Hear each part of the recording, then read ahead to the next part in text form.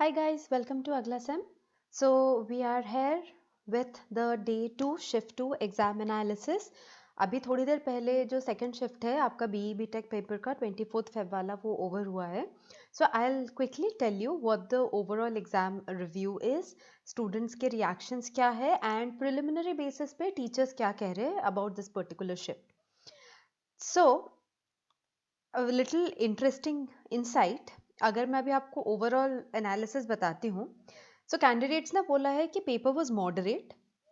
हमने जितने भी स्टूडेंट से बात करी थी थोड़े एक्सट्रीम्स में रिएक्शन थे. किसी ने बोला कि काफ़ी इजी आया था, स्पेशली जिन्होंने फर्स्ट शिफ्ट का एनालिसिस देखा था.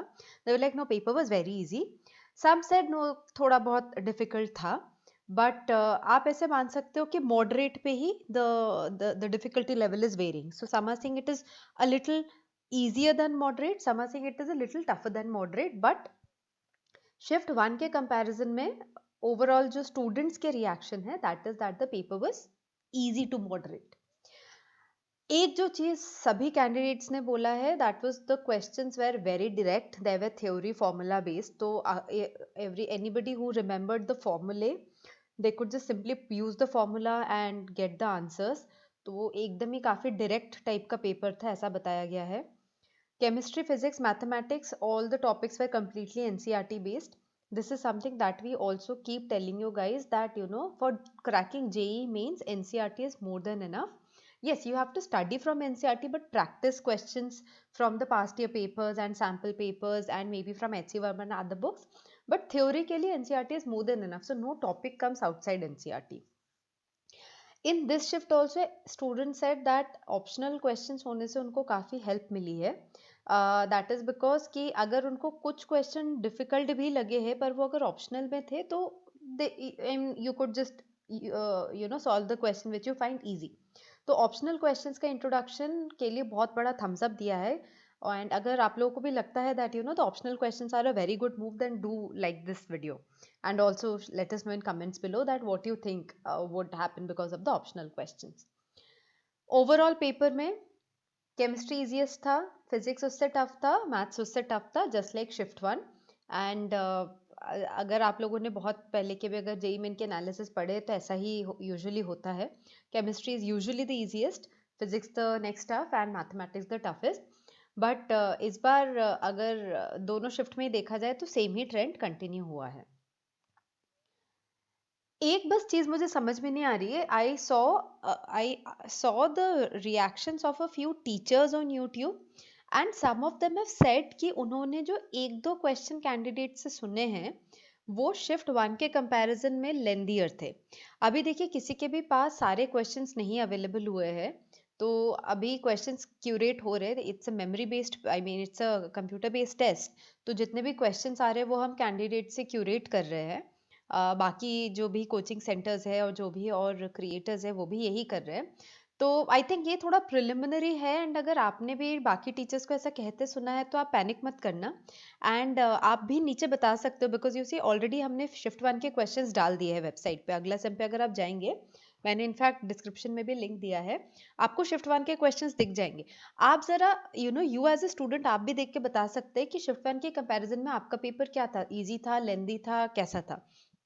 तो यहाँ पे बस थोड़ा सा डिफरेंस आ रहा है कि students are saying that the shift 2 was easy. One और two teachers said that the shift 2 was a little lengthier. So I am not sure what to make of it at the moment. यही चीज फिर से candidates बता रहे जो मतलब हमने फर्स्ट वीडियो में भी ये बताया है कि नेक्स्ट सेशन के जो कैंडिडेट्स है इसको प्लीज ध्यान से देखिएगा. द न्यूमेरिकल वैल्यू टाइप जो क्वेश्चंस है वो शायद आपको इंटीजर फॉर्मेट में रिपोर्ट करना है. तो ये चीज आप जरूर अपने इंस्ट्रक्शंस में पढ़िएगा. मैं आपको एक्सप्लेन कर देती हूँ क्या है. in the JEE main paper you will have a section B which will have only numerical value questions, right? Last year तक क्या होता था कि न्यूमेरिकल वैल्यू क्वेश्चंस को आपको डेसिमल फॉर्मेट में रिपोर्ट करना होता था with up to 2 decimal places. पर इस बार ऐसा कैंडिडेट्स बोल रहे हैं कि आपको जो आंसर रिपोर्ट करना है वो इंटीजर पार्ट में करना है, मतलब डेसिमल नहीं बोल रहे हैं वो. पर आई एम नॉट वेरी सर्टेन कि एग्जैक्टली यही इंस्ट्रक्शन था कि नहीं. आपको अपनी स्क्रीन में इंग्लिश हिंदी दोनों में इंस्ट्रक्शंस दिख जाएंगे. आप प्लीज इंस्ट्रक्शंस को ध्यान से पढ़ के तभी न्यूमेरिकल वैल्यू का आंसर देना.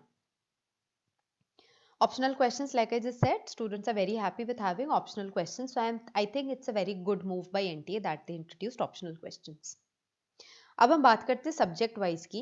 दिस इज मोर इम्पॉर्टेंट क्योंकि आप में से किसी की फिजिक्स स्ट्रांग होंगी, किसी की मैथ्स, किसी की केमिस्ट्री. तो शायद आप ये जानना चाहते हैं कि इस बार वो वाला सब्जेक्ट कैसा आया जिसमें कि आपके शायद स्ट्रेंथ्स नहीं है. सबसे पहले हम बात करते हैं मैथ्स की. एज एक्सपेक्टेड बाकी सेक्शन से ये लेंदी था, but that is the norm. अगर obviously most of you, I think 80% of the students are first time JEE appearing students. कुछ ड्रॉपर्स होंगे, पर देखिए फिजिक्स केमिस्ट्री और मैथ्स की अगर हम बात करते हैं तो आपको फिजिक्स केमिस्ट्री मैथ्स में 1 आवर ईच नहीं लगाना है. आपको केमिस्ट्री में बहुत कम टाइम लगाना है, फिजिक्स में उससे थोड़ा ज़्यादा और मैथ्स में उससे थोड़ा ज़्यादा. So between chemistry, physics and maths, chemistry usually at a glance type के क्वेश्चन होते हैं, न्यूमेरिकल्स बहुत ही कम होते हैं. फिजिक्स में थोड़े न्यूमेरिकल होते हैं, ईजी होते हैं यूजुअली, तो उसमें थोड़ा सा टाइम लगेगा. एंड मैथ्स में obviously everything is numerical based, so आपको उसमें टाइम लगेगा.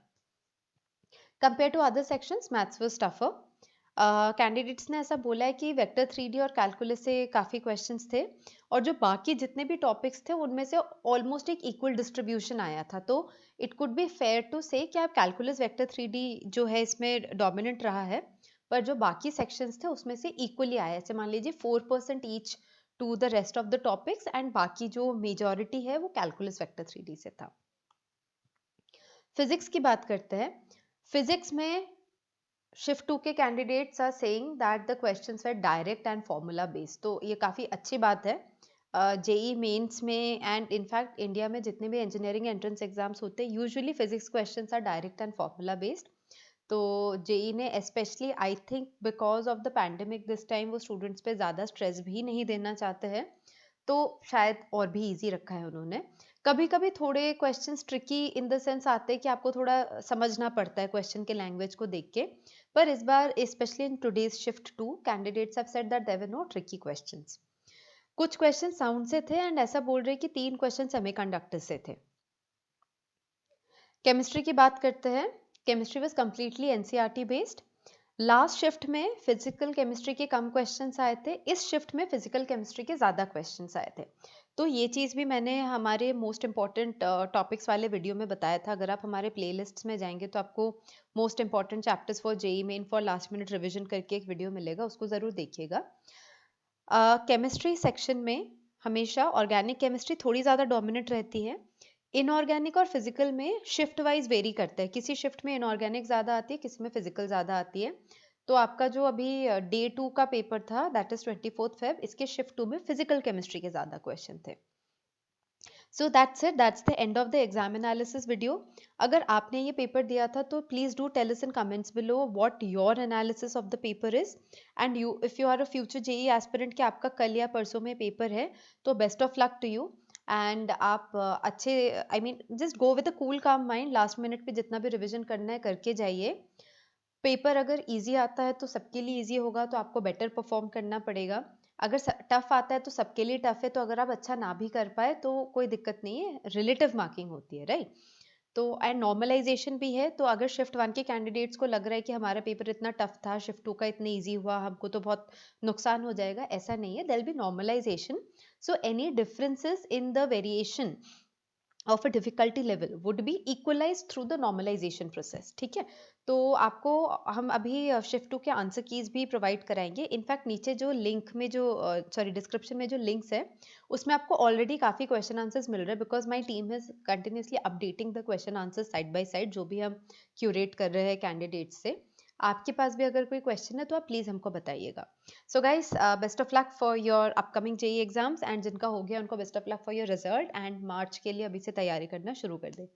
बाय.